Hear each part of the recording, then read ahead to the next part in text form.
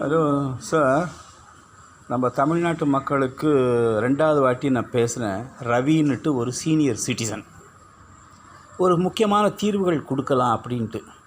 இது எந்த பேசிக்கில் கொடுக்குறேன்னாக்கா, ஒரு வாட்டி சத்தியம் சாத்தியமையில் பழைய ஒரு சமரசன்ற எம்எல்ஏ எங்கள் ஆட்சிக்கும் சரி யாருக்கும் சரி ஒரு நல்ல ஒரு தீர்வுகளை கொடுத்தீங்கன்னா எந்த விஷயத்துக்கும் நாங்கள் அதை எடுத்துக்குவோம் அப்படின்னாரு.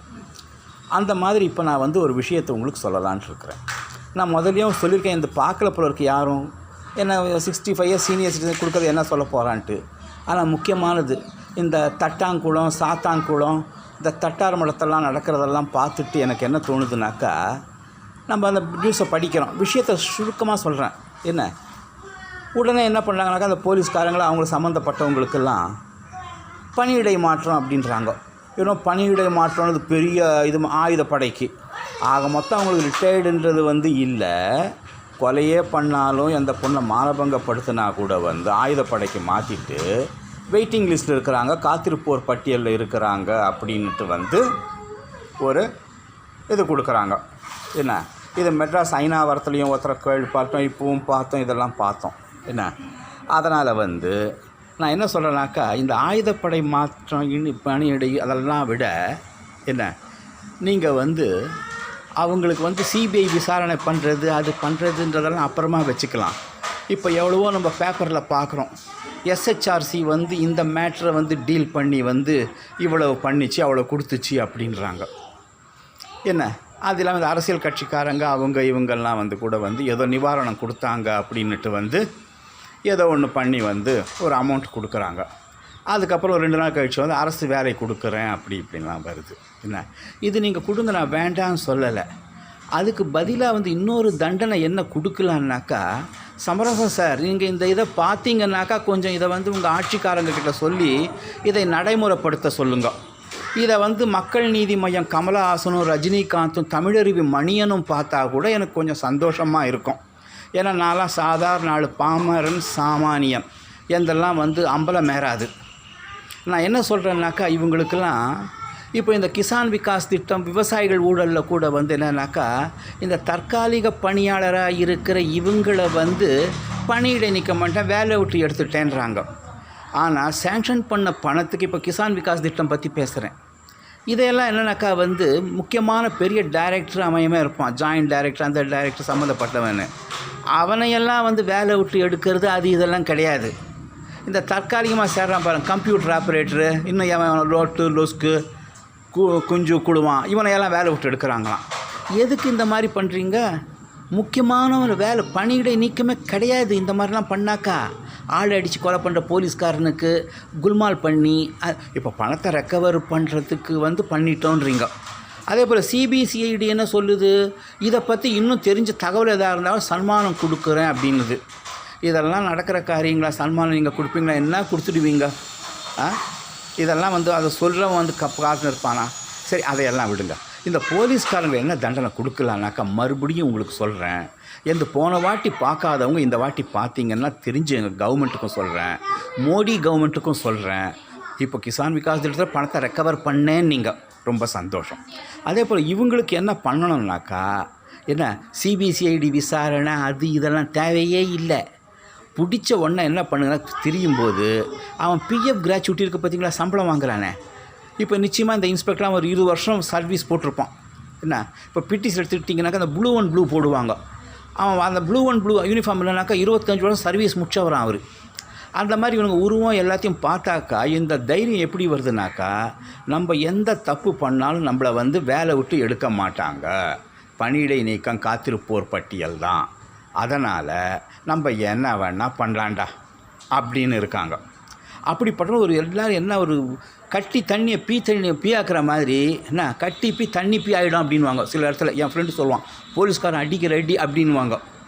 அது போய் இவங்களுக்கு என்ன ஷாக் கொடுக்கணுன்னாக்கா, நல்லா ப்ரூஃப் ஆகுது அது இதுன்னு ஒன்று, அவன் பிஎஃப் கிராச்சுவிட்டி இருக்குது பார்த்தீங்களா, இன்ஸ்பெக்டர் அது இது யாரை மாட்டுறாங்களோ, அவன் பிஎஃப் கிராச்சுவிட்டியை சுத்தமாக வழித்து எடுத்து பாதிக்கப்பட்டவங்களுக்கு கொடுத்துடுங்க. அந்த குடும்பத்துக்கு வேலையும் கொடுக்கக்கூடாது. என்ன அப்போ தான் அவங்களுக்கு ஒரு புத்தி பயம் வரும். இல்லைன்னா எப்படி ஒருத்தன் சாவடிக்கிற அளவுக்கு ஒரு அடிக்க மனசு வருமா சார்? என்னதான் இருந்தால் கூட என்ன பெரிய தப்பு பண்ணிட்டான் அவன்? சொத்து தகராறில் வந்து இப்போ தட்டார் மடக்காரன். ஏன்னா இவன் வீட்டு சொத்தை ஏமாத்தினானா, அதாவது இன்ஸ்பெக்டர் வீட்டு சொத்தை ஏமாத்தினானா, எவனோ கொடுக்குற கம்ப்ளைண்ட்டுக்கு நீ வந்து அவத்தனை சாவடிக்கிறனாக்கா நீ எப்படிப்பட்ட ஆளாக இருப்ப? அப்போ நான் என்ன சொல்கிறேன், போலீஸ் டிபார்ட்மெண்ட்டுக்கு என்ன திரிபாதி ஆகட்டும், மகேஷ்குமார் அகர்வால் ஆகட்டும், நரேந்திர மோடி ஆகட்டும், அமித்ஷா ஆகட்டும், இந்த யூடியூப்பை பாருங்கள். என்ன டிமானிட்டைசேஷன்லாம் பண்ணிங்க. இதை பண்ணுறதுக்கு என்ன சார் பெரிய கஷ்டம்? விவசாயிகள் மசோதாவை வந்து நிறைவேற்றினீங்க, அவ்வளோ கூச்சம். இது வந்து சாதாரண விஷயம். இந்த போலீஸ்காரங்களுக்கு தண்டனை கொடுக்கறதுன்றது அவனை அடிக்க வேண்டியதில்லை, ஒன்றும் வேண்டியதில்லை. சர்வீஸ் போட்டிருப்பான். என்ன அவன் பிஎஃப் கிராஜுவேட் ஃபுல்லாக வழித்து எடுத்து கொடுத்து நிவாரணம் முதல்ல பண்ணிவிடுங்க. அப்போ அடுத்த மாதத்துலேருந்து உன் பிஎஃப் வந்து நில்லு, புதுசாக ஏறும் இனிமேல் அப்படின்னு சொல்லு. அக்கா வேலை வச்சுக்கணும்னு நான் சொல்லலை, சும்மா ஒரு கண் துடைப்புக்கு என்ன வேலை இது பண்ணுங்க. அதை விட்டுட்டு அவனை மன்னிக்கிறேன், கொள்கிறேன், அவன் 3 பொண்ணு பெற்றுக்கிறான், அவன் உழைப்பு நடத்த வேணாமெல்லாம் சொல்லாதீங்க. என்ன நிவாரணம் வந்து பிஎஃப் இதை வந்து எஸ்ஹெச்ஆர்சிக்கும் சொல்கிறேன், என்ஹெச்ஆர்சிக்கும் சொல்கிறேன், ஸ்டேட் ஹியூமன் ரைட் கமிஷன். அது கூட இப்போ எல்லாத்தையும் தானாக முன் வந்து கேஸை எடுத்துக்கிறேன் அப்படின்றது. அப்படிப்பட்ட பட்சத்தில் இந்த மாதிரி கேஸுங்களுக்கும் இந்த சாமானிய பாமரன் சொல்கிறது, நான் வந்து ஒரு அமைப்பு சாரா தொழிலாளர் இதுவை சேர்ந்தவன். என்ன நான் இன்றைக்கி எவ்வளோ கஷ்டப்படுறேன்றது உங்களுக்கு தெரியாது, இருந்தாலும் தாங்க முடியல.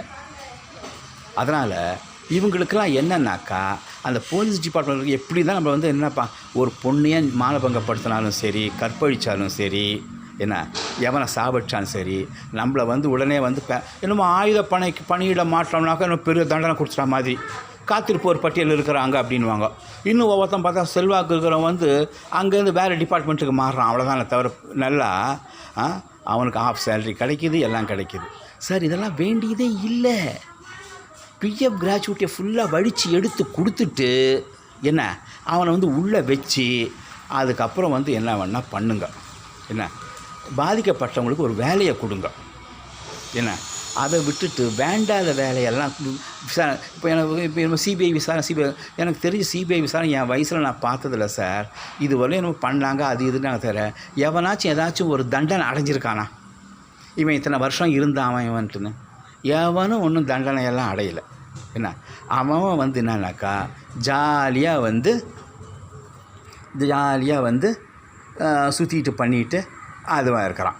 என்ன ஒவ்வொருத்தனும் வந்து பார்த்தா எனக்கு தெரிஞ்ச வரைக்கும் இன்றைக்கி சொன்னால் தப்பாகிடும். என்ன எந்த ஒரு கவர்மெண்ட் அஃபீஷியலுக்கும் வந்து கஷ்டன்றதே கிடையாது. கொரோனா கஷ்டன்றது கிடையாது, மன உளைச்சல்ன்றது கிடையாது, ஸ்ட்ரெஸ்ஸுன்றது கிடையாது. என்ன கறி 1000 ரூபாய் விற்றாலும் வாங்கி தின்றானுங்க, பெட்ரோல் 100 ரூபாய் விற்றாலும் வந்து வீட்டில் இருக்கிற வண்டிக்கு போட்டுக்கிட்டு வந்து ஊரை சுற்றிட்டு தான் இருக்கிறாங்க. என்ன ஒவ்வொருத்தருக்கும் வாடகை வர்ற அளவுக்கு வந்து வருமானம் இருக்குது. இதெல்லாம் வந்து எப்படி சார் அவங்களால முடியுது? ஒரு 30-35 வருஷத்துக்கு முன்னாடி இருந்த போலீஸ் இன்ஸ்பெக்டர் இவங்கள்லாம் வந்து என்ன ஒரு கிரவுண்டு வீட்டில் வந்து 4 வீடுங்கிற மாதிரி வீடு கட்டியிருக்கிறாங்களா? என்ன எங்கே போலீஸ் லைனுன்ற குவார்ட்டர்ஸில் வந்து பார்த்துருக்குறான் பாவம் எவ்வளோ கஷ்டப்படுவாங்கன்ட்டுன்னு. இன்றைக்கி ஒன்றும் சொல்கிறதுக்கு இல்லை. அதனால் நான் என்ன சொல்கிறேன்னாக்கா, கவர்மெண்ட்டுக்கு என்ன மோடி கவர்மெண்ட்டுக்கு, அமித்ஷாவுக்கு, எஸ்ஹெச்ஆர்சி, என்ஹெச்ஆர்சிக்கெல்லாம் இந்த போலீஸ் டிபார்ட்மெண்ட்காரங்க தவறு பண்ணி இப்படி உயிரை வாங்குறாங்கன்னும் போது அவங்களுக்கு வேறு ஒன்றும் வேண்டியதில்லை, சிபிஐ விசாரணை தேவையில்லை. அடுத்த நிமிஷம் எப்போ நீ பண்ண தெரிஞ்சது க்ளீனாக ஆகி போச்சு அப்படின்ட்டு அந்த டிராஃப்ட் சர்டிஃபிகேட் வாங்கிட்டு அவன் பிஎஃப் கிராஜுவேட்டி வழித்து கொடுத்து என்ன உள்ளே வச்சுட்டு அப்புறமா வெளியே அனுப்புங்க.